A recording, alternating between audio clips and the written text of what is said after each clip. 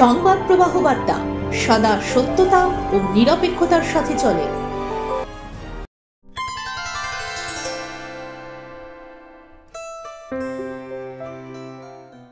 হাওড়া জেলা যৌথ পরিবেশ মঞ্চ শুধু একটি সংগঠন নয়, অবলা বন্যপ্রাণীদের কাছে এ যেন একজন মাসিহা।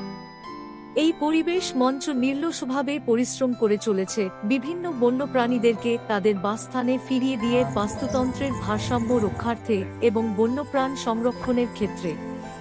সম্প্রতি এই পরিবেশ মঞ্চের সৈনিক মোজাম উদ্দিন খান, ফিরোজ খান, চিত্র প্রামাণিক এবং সুমন্ত দাসের ঐকান্তিক প্রচেষ্টায় হাওড়ার বাগনানের হাটুরিয়া ২ নম্বর গ্রাম পঞ্চায়েতের পাড়া থেকে উদ্ধার করে একটি বাগরোল শাবক এবং পরে বন বিভাগের রেঞ্জ অফিসার রাজেশ মুখার্জির সহযোগিতায় বাগরোল শাবকটিকে তার মায়ের কাছে ফেরত পাঠিয়ে দেওয়া হয়।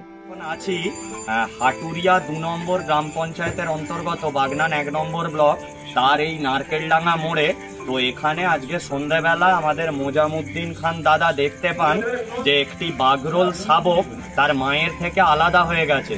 তো উনি সঙ্গে সঙ্গে এই বাচ্চাটিকে, যাতে না রোডে অ্যাক্সিডেন্ট হয়ে যায়, তো বাচ্চাটিকে উনি নিজের কাছে রাখেন এবং এখান থেকে ফিরোজ খান দাদা যোগাযোগ করেন পরিবেশ কর্মী অনির্বাণ সেনাপতির কাছে। অনির্বাণ সেনাপতির থেকে খবর পেয়ে আমিও সুমন্ত আমরা এসেছি এবং এই শাবকটিকে আমরা উদ্ধার করেছি। তো একে আমরা ওর মায়ের কাছেই ফিরিয়ে দেওয়ার চেষ্টা করব।